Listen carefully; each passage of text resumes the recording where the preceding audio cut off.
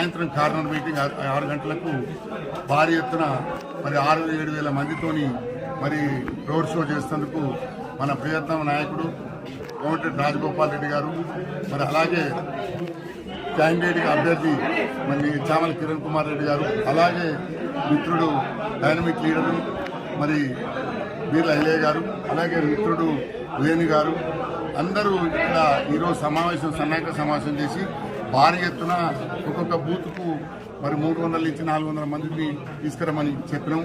మరి తప్పకుండా మొన్న కాంగ్రెస్ పార్టీ మీద అభిమానం చూపించి మరి పాంచ్ న్యాయ విషయం కానీ 6 ఇష్యూస్ గ్యారంటీల ఇష్యూస్లో కానీ మరి అమలు చేసినందుకు ప్రజలు కాంగ్రెస్కు బ్రహ్మరథం పట్టే ఆలోచనలు ఉండరు.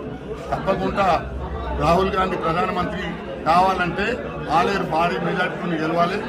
మన నల్లగొండలో ఉన్న 2 పార్లమెంట్ నియోజకవర్గాలు భారీ ఎత్తున గెలుచుకుంటూ ఉన్న 17 నియోజకవర్గాల్లో 14 నుంచి 16 నియోజకవర్గాలు గెలిచే దిశలో మనం అంతా సీరియస్గా ఎండాకాలం అయినా కూడా మనం కష్టపడి మనం ప్రయత్నం చేస్తున్నాం. ఆ భాగంలోనే ఈరోజు ఆలేరులో పెద్ద ఎత్తున అన్ని కాంగ్రెస్ పార్టీ అంటే అన్ని ఎస్సీ ఎస్టీ బీసీ మైనార్టీ అందరికీ ఒక కుటుంబం లాంటి పార్టీ కాబట్టి కాంగ్రెస్ పార్టీ ఉంటేనే దేశం బతుకు. మరి 10 సంవత్సరాల సంది బీఆర్ఎస్ చేసి జనం మొత్తం చీకొట్టి ఇంటికి తాగనంపారు. అలాగే పార్లమెంట్లో కూడా ఈసారి మోదీ బీజేపీ ఒట్టి మాటలు చెప్పి మాయ మాటలు చెప్పి కేవలం మత విద్వేషాలు రెచ్చగొట్టి అవే పనులు చేస్తుంది. కానీ చేసిన పనులు ఒక్కటి కూడా ప్రజలకు అందుబాటులో లేవు. ఏదో మాయమాటలు చెప్పి మళ్ళీ 3వ వస్తా అంటున్నారు. అది గల్లా అబద్ధం. ఎందుకంటే ఈసారి మరి రాహుల్ గాంధీ గారు జోడో యాత్ర న్యాయయాత్ర చేసి చాలా కష్టపడి ప్రజల మహిళలు కార్మికులు కర్షకులు అందరి సమస్యలు తెలుసుకొని పరిష్కార దిశలో మరి ముఖ్యమంత్రి కావడానికి ప్రధానమంత్రి కావడానికి కృషికి తీవ్రంగా మరి భారతదేశం అంతా సిద్ధమైనది. ఏదో గొప్పగా 3వసారి వస్తున్నామన్నారు.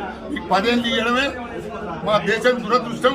ఇప్పటికీ కాంగ్రెస్ 75 ఏళ్ల సందుందని ఇలా స్వేచ్ఛగా ప్రజాస్వామ్యంలో అన్ని జాతుల వర్గాలు చాలా నెమ్మదిగా బతుకుతున్నారు. అలాగే మరి ఎంప్లాయ్మెంట్ విషయంలో కానీ సంపద అందరికి సమన్యాయంగా ఉండడానికి కానీ కాంగ్రెస్ పార్టీ ఒక్కటి శిరోధారి. ఎందుకంటే రాహుల్ గాంధీ డైనమిక్ లీడర్, ఎప్పుడో కావాలి ప్రధానమంత్రి, సోనియా గాంధీ కావాలి. కానీ నేను జనములకెళ్ళే వస్తానని చెప్పి ఈరోజు మొత్తం కాశ్మీర్ నుంచి కన్యాకుమారి వరకు పనిచేసి మరి ఇవాళ ప్రధానమంత్రి అవుతుంది. కాబట్టి ఆ ప్రధానమంత్రి కావాలంటే భారీ ఎత్తున మనకు 350 పై తెలుగు రావాలి. ఇండియా కూటమి గెలవాలి. దానికే ఈరోజు మేము మరి ఈ మీటింగ్ సమావేశం ఏర్పాటు చేస్తాం. భారీ ఎత్తున దిగ్విజయం చేయాలని కోరుకుంటున్నాం.